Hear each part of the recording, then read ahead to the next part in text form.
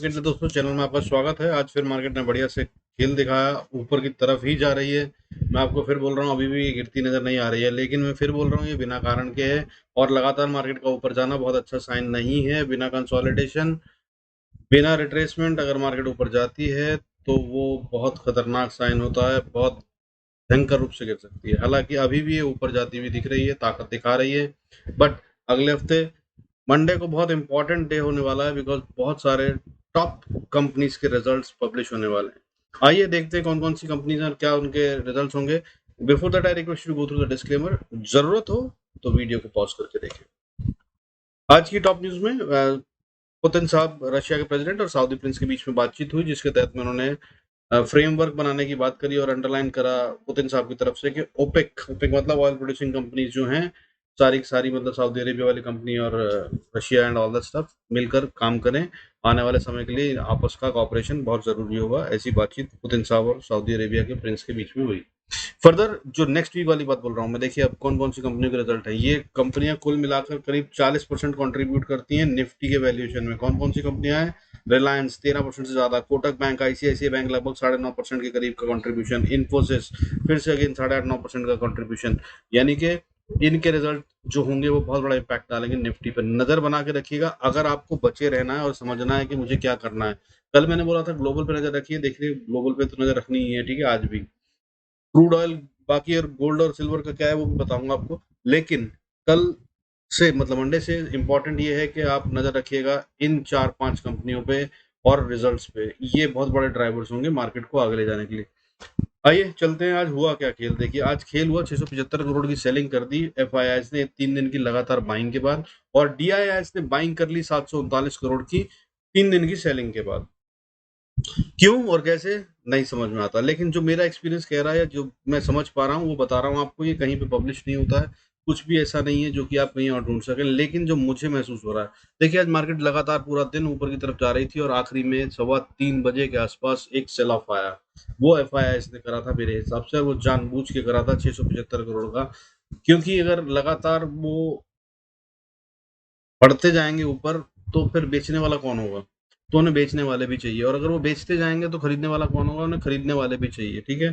तो ये जो खेल था लगातार 3 दिन से बाइंग के बाद, मार्केट को वो वहां ले आए जहां से वो चाहे तो बेच भी सकते हैं। अच्छे लेवल पे आ गई मार्केट, और सच में शेयर्स के भी वैल्यूएशन बढ़ रहे हैं। आमतौर पे क्या होता है कि निफ्टी तो बढ़ता रहता है पर रिटेल का पोर्टफोलियो नहीं बढ़ता है। रिटेल का पोर्टफोलियो भयंकर नुकसान में होता है। अभी भी काफी सारे लोग नुकसान में हैं हालांकि, लेकिन फिर भी बहुत सारे शेयर पोर्टफोलियो के, बहुत सारे स्मॉल कैप मिड कैप में बढ़त आई है, जिसकी वजह से पोर्टफोलियो भी अच्छे दिखने लग गए हैं। ये आमतौर पे नहीं होता, और ये असल में साइन है बहुत अच्छी स्ट्रेंथ का। इसका मतलब ये होता है कि मार्केट ऊपर की तरफ बढ़ रही है, बढ़ने के लिए तैयार है। और वैसे भी अगर डेटा को देखें तो आज जो है निफ्टी क्लोज हुआ 114 पॉइंट ऊपर 16,719 पे, यानी कि 0.69% का गेन। और ये गेन कैसे आया? आज बढ़ने वाले शेयर थे 1024 और गिरने वाले शेयर थे 919। कल बढ़ने वाले शेयर 1200 समथिंग थे, लेकिन आज 1029 हैं, तो ये कम हो गया अगर देखा जाए तो। लेकिन अदरवाइज देखा जाए तो गिरने वाले शेयरों से ज्यादा ही थे आज भी बढ़ने वाले शेयर, और ये अच्छी स्ट्रेंथ है। और दूसरा मैं आगे बताऊंगा आपको सेक्टर्स के बारे में, कौन कौन सेक्टर में बढ़त थी और वो कितने सेक्टर हैं, उनकी क्या स्ट्रेंथ है। उससे पहले एक बार फ्लो चलते हुए चलते हैं। आज की एफआईआई ने सेलिंग करी है 675 करोड़ की, और डीआई ने बाइंग करी है 739 करोड़ की। और मेरे हिसाब से ये 3:15 बजे का खेल है। 3:15 बजे जब उन्होंने सेल ऑफ करा 675 करोड़ का, तो मार्केट नीचे जाती दिखी। तो डीआईआई ये अफोर्ड नहीं कर सकते अब। उन्होंने इस साल 2,40,000 करोड़ का माल खरीद लिया है। अब मार्केट को नीचे जाना देना उनके लिए ठीक नहीं है। तब वो भी तब जब उन्होंने ठीक से बेचा नहीं, 150, 200, 250 करोड़ बेचा। कल 312 करोड़ बेचा था, उससे पहले शायद 156 करोड़। तो इस तरह से ऐसे मार्केट नीचे गिर जाए, वो ये नहीं होने देंगे। इतना पैसा लगाया भाई, डुबाने के लिए नहीं, ठीक है ना। और अभी इस तरह से देखा जाए तो इस महीने वैसे भी कुछ चमत्कारी गेम चल रहा है, आप समझ लीजिए। एफआईआई ने इस पूरे महीने में, जुलाई के में, सिर्फ 6,421 करोड़ का माल बेचा है, जो कि वो एक दिन में भी बेच देते थे पहले। डीआईआई ने उसके अगेंस्ट में बाइंग करी है, जो कि पहली बार फिर से ऐसा हो रहा है, जबकि डीआईआई की बाइंग एफआईआई की सेलिंग से ज्यादा है। कितनी? 8,307 करोड़। फिर से एक और मजाक। पिछले महीने कितना था ये नंबर मालूम है आपको? एफआईआई ने बेचा था 58,000 करोड़ से ज्यादा का माल, और इस महीने 6,400 करोड़ खत्म होने को आ रहा है भाई। लास्ट वीक एक्सपायरी में पहुंच गए हैं, मंथली एक्सपायरी आ गई। डीआईएस ने कितना खरीदा था लास्ट मंथ? 46,600 करोड़ के करीब। आज इस समय जुलाई में कितना खरीदा? 8,300 करोड़। बॉस कुछ तो गेम चल रहा है, please be cautious and careful, मैं इतना ही बता सकता हूँ अभी। फर्दर सालाना फिगर जो है वो आपको मालूम ही है, मैं बताता हूँ हर रोज, आज फिर बता देता हूँ। एफआईआई ने अब तक बेच दिया है 2,89,827 करोड़ का माल, जिसके अगेंस्ट में डीआईएस ने बाइंग करी है 2,40,274.31 करोड़ की। अब देखते हैं जो मार्केट को मैं आपको समझा रहा था। देखिए आज 1,024 शेयर बढ़ रहे थे, 919 गिर रहे थे। कल 1,204 शेयर बढ़ रहे थे, 740 शेयर गिर रहे थे। और अचल दूसरी बात, खतरनाक बात, 6 दिन से मार्केट लगातार बढ़ रही है। दोस्त आमतौर पे ऐसा नहीं होता है, आमतौर पे क्या ऐसा कभी होता नहीं। जनरली तीसरे दिन के बाद तो मार्केट कहीं ना कहीं रुकती है, रिट्रेसमेंट लेती है। और वैसे भी आप नॉर्मल तरीके से देखें तो कितना भागेगी, कहीं तो थकेगी ना, कहीं तो रुकेगी। तो वो रुकना जरूरी है, कंसोलिडेशन इज वेरी इंपॉर्टेंट। वो नहीं हुआ है, इसलिए फिर बोल रहा हूँ बी वेरी कॉशियस। हालांकि रिजल्ट्स जो आने वाले हैं वो बहुत इंपॉर्टेंट है। इसका मतलब क्या रिजल्ट्स खराब आने वाले हैं? मुझे लगता नहीं। रिलायंस के बारे में कह रहे हैं कि बहुत ज्यादा अच्छा आ सकता है, तो वो एक्सपेक्टेशन से कम हो सकते हैं, जिसकी वजह से मार्केट गिर जाए, ऐसा हो सकता है। तो नजर बना के रखिएगा। मैं बार बार बोल रहा हूँ, Reliance, Infosys, ICICI bank, Kotak Mahindra bank, इनके इंपॉर्टेंट रिजल्ट्स हैं।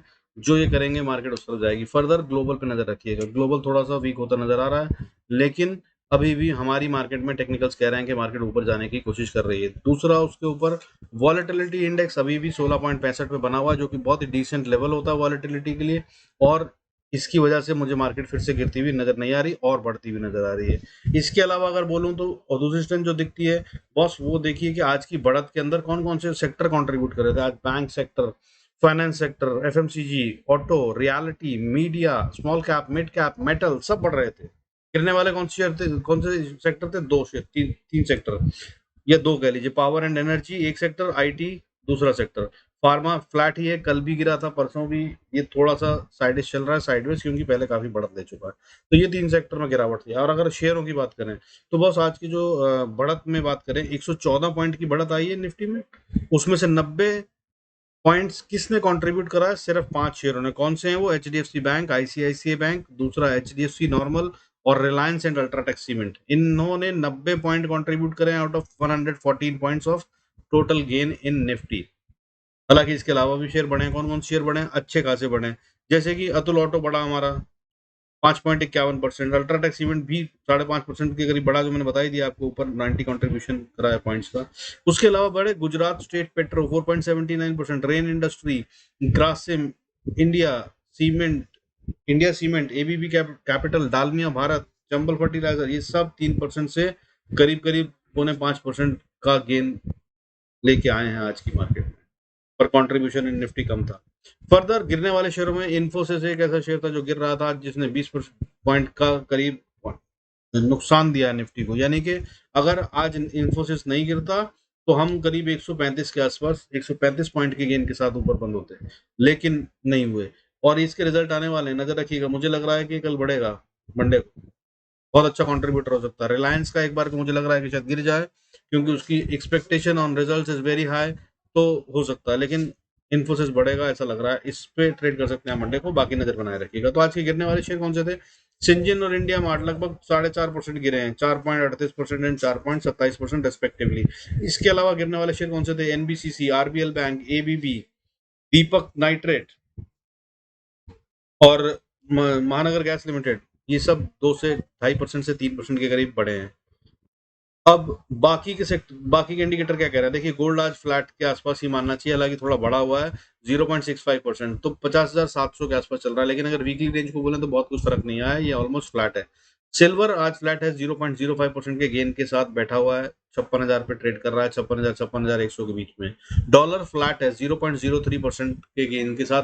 हालांकि वैसे अगर देखें तो डॉलर बहुत हाई वैल्यू पे है, इस समय 80 रुपए के पास चल रहा है, 79.96 पे भी ट्रेड कर रहा है, जो कि काफी बड़ी वैल्यू है। लेकिन अदरवाइज अभी फ्लैट है। मैंने बोला था काफी बढ़ चुका है, तो कुछ टाइम ये कंसोलिडेट करेगा। सो वही हो रहा है पिछले 3 दिन से। क्रूड आज बहुत अच्छे से खेल रहा है। क्या खेल रहा है नहीं समझ सकते हैं। क्या ये पुतिन और प्रिंस के बीच की बातचीत की वजह से है? पता नहीं, लेकिन बहुत बड़ा गेम हो रहा है। आज क्या था, दिन में 3.5% 4% तक डाउन हो गया था। फिर एक ऐसा टाइम भी आया जब ये आधा परसेंट से ज्यादा ऊपर, 1% के आसपास गेन भी कर गया था, और अभी फिर से रेड में ट्रेड कर रहा है। कुछ समझ नहीं आ रहा है कि आज क्या कर रहे हैं। तो इसका मतलब ये है कि रिटेल का खून पिया जा रहा है, यहाँ पे बहुत अच्छे से मारा जा रहा है। Be very cautious if you trade crude oil. अभी इस समय बहुत खतरनाक है। हालांकि मैंने 2-4 ट्रेड लेकर थोड़े छोटे छोटे पैसे कमाए हैं, लेकिन ये बोल दूं मैं कि क्रूड के अंदर अभी हाथ डालना खतरनाक हो सकता है। अगर आप चार्ट देखने के एक्सपर्ट नहीं है, या फिर आप क्रूड का मास्टर नहीं हो रखे हैं। बल्कि ये भी कहूंगा मैं कि अगर हैं भी तो भी दूरी रहिए तो अच्छा होगा। मैंने भी आज 2 ट्रेड लिए, कमाया और बंद कर दिया, वरना मैं शाम को भी काफी अच्छा ट्रेड कर लेता हूँ बीच में अच्छा खासा ब्रेक देने के बाद। But I am trying to stay away, specially मैंने आई मेड द प्रॉफिट, तो मैंने कहा बेहतर है कि छोड़ दो। इतने बड़े बड़े मूव हो रहे हैं, कई बार लालच आया लेकिन छोड़ दिया। फर्दर अगला इंडिकेटर एसजीएक्स निफ्टी फ्लैट है भाई साहब इस समय पूरी तरह से 16,710 से 20 के बीच में ट्रेड कर रहा है। 719 पे हम बंद हुए हैं, कुछ मूवमेंट नहीं है। मंडे को बताएगा क्या करेगा, ठीक है, तो नजर बनाए रखिएगा। फर्दर आगे आपको बता दूं, मुझे बैंक निफ्टी ऐसा लग रहा है कि जिस जगह पे या तो यहाँ से इसको ब्रेकआउट देना है या फिर यहाँ से रिवर्सल ले सकता है। अभी थोड़ी वीकनेस कल के लिए मुझे लग रहा है, मंडे के लिए दिख रही है इसमें। फर्दर निफ्टी के अंदर ताकत दिख रही है, लेकिन रिजल्ट्स मैंने बता दिया नजर में रखना, वही डिसाइड करेंगे। आज बैंक निफ्टी ने क्या करा, बैंक निफ्टी ने आज 36,738 पे क्लोजिंग दी है, 537 पॉइंट के गेन के साथ। 538 पॉइंट, 1.49% का गेन। हालांकि उसके अगेंस्ट में निफ्टी को देखें तो 0.69% का गेन है। 114 पॉइंट का गेन है, ठीक है, 16,719 पे बंद हुए हैं, ठीक है, लेकिन यहाँ पे 1.5% का गेन है और वहां पर लगभग 0.7% का गेन है। देख लीजिए फर्क। इसलिए बोल रहा हूँ कि निफ्टी में फिर भी अभी ताकत बाकी है, और अगर बैंक निफ्टी गिरता है तो निफ्टी को वैसे ही पुल डाउन कर देता है। बट बैंक निफ्टी गिरे और रिलायंस और इन्फोसिस जैसे शेयर बढ़ने लगे तो बॉस आपकी मार्केट को ऊपर ले जाया जा सकता है आराम से। तो ऐसा खेल भी हो सकता है, बी वेरी कॉशियस। अभी ट्रिकी टाइम चल रहा है, ट्रेडिंग के लिए सावधान रहिएगा। फर्दर एफआईआर और डीएस का डेटा बहुत इंपॉर्टेंट है, रिजल्ट्स बहुत इंपॉर्टेंट है, और ग्लोबल तीनों चारों को देखकर ट्रेड कीजिएगा, नहीं तो मत कीजिएगा। बट कैसे करना और क्या लेवल है वो मैं बता देता हूँ। आज फिर बैंक निफ्टी बिल्कुल एग्जैक्टली हमारे लेवल से वापस घुमा है। रोज होता है, कल भी होगा। अगर आपने अभी तक पैसे नहीं बनाए, आई एम श्योर दैट आपने बनाए होंगे अगर आप लगातार वीडियो देख रहे हैं, और अगर नहीं बनाए तो please do watch them, trade them, make good money. Before we move on to the charts and look for the levels to trade, I request के डिस्क्लेमर पूरा पढ़ लें, जरूरत हो तो वीडियो को पॉज करके पढ़ें। आइए देखते हैं निफ्टी और बैंक निफ्टी में क्या लेवल्स होंगे। देखिए स्टोरी मैंने आपको समझा दी, I hope by now you have got the story. Let me give you the levels directly. तो निफ्टी की अगर हम बात करें तो देखिए निफ्टी ने एक बहुत स्ट्रॉन्ग रेजिस्टेंस को पार कर दिया है। मैंने 16,700 बोला था और उसके ऊपर क्लोजिंग दी है इसने, लेकिन इसको मैं ब्रेकआउट नहीं मानता, ठीक है। तो अब आप स्टॉप लॉस मान लीजिए 16,700 को। अगर ये 16,700 के ऊपर रहता है और ट्रेड करता है तभी बुलिश मानेगा, नहीं तो यही पॉइंट है जहां से रिवर्सल लेगा, ठीक है। क्योंकि बैंक निफ्टी भी बता रहा है कि कमजोर है, हो सकता है ये, वेरी हाई पॉसिबिलिटी। बट अब लेवल्स को देखते हुए आगे चलते हैं। अगर ऊपर की तरफ जाता है और 715 के ऊपर ट्रेड करता है तो ऊपर जाने के लिए इसको सबसे पहला रेजिस्टेंस जो है वो तो ये फेस करना पड़ेगा जो इसका कल का हाई है, दैट इज 752 55 मान लीजिए। और अगर इसको पार कर ले तो फिर 92 से 700 के बीच में 16,797, 16,797, दैट इज 16,797 पे रेजिस्टेंस फेस करेगा। 752, फिर उसके बाद 797 पे रेजिस्टेंस है, ठीक है। और अगर इसको पार कर लेता है 797 मतलब 800 होगा, तो 850 is a very strong resistance guys, I am telling you. यहाँ से बहुत हाई प्रोबेबिलिटी है कि निफ्टी नीचे की तरफ वापस घूम जाए। अगर निफ्टी उस तरफ जाता है, जिसके मुझे भी चांसेस थोड़े कम दिख रहे हैं, हालांकि बियरिश कहीं से नहीं बोल रहा हूं मैं, गिरेगी मार्केट कहीं नहीं बोल रहा हूं, बट लगातार स्ट्रेट लाइन में मार्केट का बढ़ना अच्छा नहीं होता, इसलिए रिट्रेसमेंट बहुत जरूरी है। ऐसा है कि आनी ही चाहिए, नहीं तो कम से कम साइडवेज होकर कंसोलिडेशन होना चाहिए ताकि नींव मजबूत हो सके। अदरवाइज बिल्डिंग कमजोर है, गिर सकती है कभी भी, ठीक है। तो 850 इज स्ट्रॉन्ग रेजिस्टेंस, अगर इसको पार कर ले तो फिर हम जा रहे हैं 17,000 की तरफ, और फिर 17,200 विल बी नेक्स्ट लेवल। हालांकि मुझे मंडे को होता नहीं नजर आ रहा है, अगर होता है तो मार्केट है कुछ भी कर सकती है।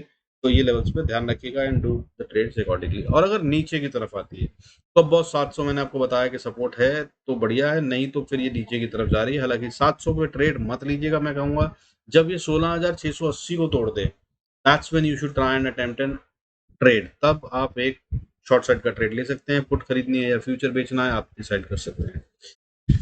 उसके बाद अगर ये चलता है नीचे की तरफ 680 को तोड़कर, तो अगली सपोर्ट जो आएगी वो 628 के आसपास आएगी, और 628 को अगर तोड़ के नीचे चलता है तो फिर 575 के आसपास एक और सपोर्ट है, जहां पर कि ये रुक भी सकता है थोड़ी देर के लिए, और हो सके तो बाउंस भी कर सकता है। और बाउंस अगर कर जाए तो फिर वापस ऊपर की तरफ का आप ट्रेड ले सकते हैं, और अगर ना करे थोड़ी देर भी यहाँ रुके तो आप अपने प्रॉफिट्स बुक कर लीजिएगा, क्योंकि यहाँ से मार्केट साइडवेज भी हो सकती है। और उसके बाद फिर अगर नीचे की तरफ चलते हैं हम, तो अगली सपोर्ट कहाँ पे आती है, 520 पे। 520 को अगर तोड़ दे तो फिर अगली सपोर्ट 475 पे। 475 is a very crucial and important support now. अगर इसको तोड़ देती है निफ्टी तो फिर ये जो हम सोच रहे हैं कि बुलिश साइड, अप साइड और वो सब, ये सब खत्म हो जाएगा और हम नीचे की तरफ के लिए तैयार हो जाएंगे और लंबा नीचे जाएंगे। लंबा मतलब जितनी भी बढ़त की बात कर रहे हैं वो सब खत्म हो जाएगी और उसके बाद निफ्टी कोशिश करेगा गैप को फिल करने की, जिसका मतलब ये है कि अगला लेवल ओपन हो जाएगा 350 का। हालांकि 380 और 440 पे भी बीच में छोटी छोटी सपोर्ट है, बट गैप फिल करने आएगी मार्केट तो 350 तक आएगी। तो ये हो गया लेवल मंडे के लिए, इस पे नजर रख सकते हैं। फर्दर मैं आपको और बता दूं, अदर इंडिकेटर्स में एक बहुत इंपॉर्टेंट इंडिकेटर होता है आरएसआई। आरएसआई की डाइवर्जेंस जो कह रही है वो पूरी तरह से नेगेटिव बता रही हैं। अगर आप चाहें तो चार्ट खोल कर देख सकते हैं, 15 मिनट, 30 मिनट, 1 घंटा, कोई सा चार्ट खोल लीजिए, सब पे नेगेटिव डाइवर्जेंस है। सीरियस वाली हैं, बहुत सारी हैं, मल्टीपल रेजिस्टेंस, ठीक है, मल्टीपल डाइवर्जेंस। तो बहुत चांसेस हैं कि गिरने की कोशिश जरूर करेगा निफ्टी भी। नजर बनाए रखिएगा and do trade only as per the levels. और दूसरा बता दूं आपको, very very important and top most thing for next week, boss stop loss की इज्जत कीजिए, बिल्कुल भी चूकिएगा मत। स्टॉप लॉस की जो इज्जत नहीं करेगा उसकी कैपिटल उड़ जाएगी पूरी की पूरी।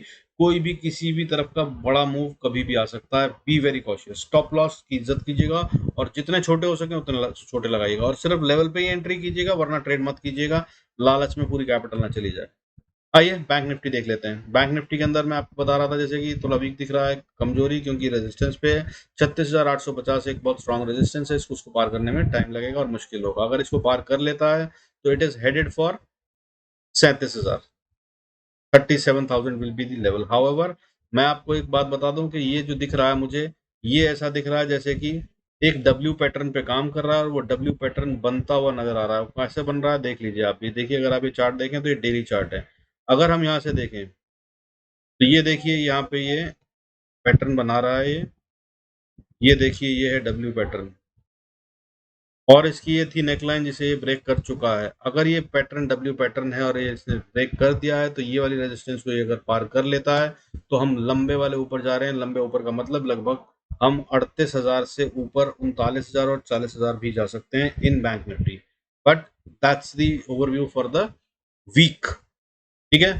तो आप अभी इस पे इस तरह से ना लें। आइए अब हम मंथ की, मंडे की ट्रेडिंग लेवल्स को देख लेते हैं। तो अगर ये ऊपर चलता है और 36,850 को पार कर लेता है तो 37,000 के लिए ऊपर जाएगा और 37,000 को अगर पार करके ऊपर बढ़ने की कोशिश करता है तो 37,200 पे एक बहुत स्ट्रॉन्ग रेजिस्टेंस है, जिसे पार करने में से अच्छा खासा टाइम लगेगा और मुझे नहीं लगता कि एक ही बार में ये ट्रेड कर सकता है।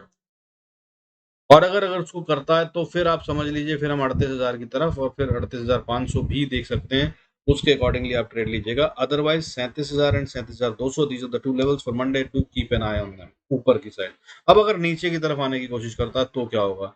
तो नीचे की तरफ आने पर देखिए, मैं फिर से आपको बता दूं कि मुझे लग रहा है कि गैप डाउन तो नहीं होगा, बट ग्लोबल डेटा बहुत अच्छा नहीं बन रहा है और जिस तरह का अपसाइड दिखा है आखिर तक, एक्सेप्ट फॉर लास्ट 10 मिनट्स अगर मैं छोड़ दूं तो ये दिख रहा है कि बैंक बहुत बड़े मूव के मूड में है। और कोटक महिंद्रा और आईसीआईसीआई बैंक कल रिजल्ट आने वाले हैं, which are very important and critical. इन पर नजर बनाए रखिएगा। अगर इनके रिजल्ट, सुनिए गौर से, इसको भी गौर से सुनिएगा, अगर इनके रिजल्ट अच्छे आते हैं तो भी ट्रेड मत कीजिएगा। अगर इनके रिजल्ट एक्सपेक्टेशन से अच्छे आते हैं, बहुत हाई एक्सपेक्टेशन है, अगर इनके रिजल्ट एक्सपेक्टेशन से अच्छे आते हैं तो फिर आप इनको मानिएगा कि ये बैंक निफ्टी को ऊपर ले जा रहे हैं, क्योंकि रिजल्ट आने से पहले इनकी जो प्राइस है वो इनकलकेट हो चुकी होती है, पहले इंक्लूडेड होती है। So don't even get fooled bye बड़े बड़े रिजल्ट्स के बारे में बताया जाएगा टीवी पे कि आईसीआईसीआई का रिजल्ट धमाल 40% का गेन, कोटक महिंद्रा ने 50% से ज्यादा का ये करा। So please don't get trapped in that, ठीक है। और आसान है कि एक्सपेक्टेशन क्या थी, जैसे रिजल्ट आए गूगल पे मारिएगा, आपको मिल जाएगा। सीएनबीसी के और ईटी नाउ के जो सर्वेस होते हैं उसके थ्रू में वो मिल जाएगा, ठीक है। बहुत आसान है और इतनी मेहनत करनी बनती भी है। खैर एनीवेज, अब देखें अगर हम लेवल्स नीचे की तरफ अगर आते हैं तो क्या करेगा। तो देखिए साहब, पहली सपोर्ट जो आती है वो पहली सपोर्ट बन जाती है 36,730 की, जिसपे ये भी खड़ा है, वही खुद 700 की जो है सपोर्ट है। इसी पे डिसाइड है कि अगर इसके नीचे नहीं आता तो शॉर्टकट ट्रेड मत लीजिएगा। लेकिन अगर इसको तोड़ के नीचे ट्रेड कर ले 15-20 मिनट तो पहली सपोर्ट जो बनती है वो 628 की बनती है और अगर 628 को तोड़ दे तो फिर अगली सपोर्ट जो बनती है वो 532 की बनती है और अगर 532 को तोड़ दे तो फिर 428 की और अगर 428 को तोड़ दे तो अगली सपोर्ट 10 से 320 की बनती है, और अगर इसको तोड़ दे तो फिर छोटी छोटी सपोर्ट शुरू हो जाती है 240, और फिर उसके बाद एक क्रिटिकल इंपॉर्टेंट सपोर्ट बन जाती है 36,158। इसको इसे तोड़ना नहीं चाहिए, यहाँ पे आकर इसको बाउंस ले लेना चाहिए अगर ये नीचे भी आता है तो, और अगर नहीं बाउंस करा तो मतलब हम थोड़ा और नीचे जा रहे हैं, जो कि उसके बाद एक इंपॉर्टेंट सपोर्ट जो है वो 36,000 की साइकोलॉजिकल सपोर्ट बनती है, और अगर इसको तोड़ दिया तो फिर एक very important and critical support जो कि 35,870 से लेकर 35,800 तक की मान लीजिए। 800 से 900 के बीच में, 35,800 से 900 के बीच में ट्रेड मत लीजिएगा। ये वो एरिया जहां पर जाकर बैंक निफ्टी फिर से डिसाइड करेगा कि इसको नीचे जाना है कि ऊपर। और उसके बाद जो क्रूशियल सपोर्ट बनती है गैप फिल करने के लिए, वो एक झटके में ये 730 तक जा सकता है और यहाँ से बाउंस कर सकता है। Very high possibility. These are the trades which you should try and trade on Monday। और अगर ये 740-50 के नीचे चला जाए तो फिर ये खतरनाक लेवल है। लास्ट फाइनल सपोर्ट मानने के लिए कि अभी भी हम बुलिश हैं, वो है 35,580। इसके नीचे बैंक निफ्टी को अब जाना ही नहीं चाहिए अगर इसको सच में ऊपर जाना है, जो कि ये दिखा रहा है। So with this I conclude this video. Do good trades, be profitable. See you in some next video. If you like the video, अच्छा लगा, कोई फायदा दे रहा है तो do like, subscribe and share the video. Thank you so much for watching it. God bless us all. See you in next video.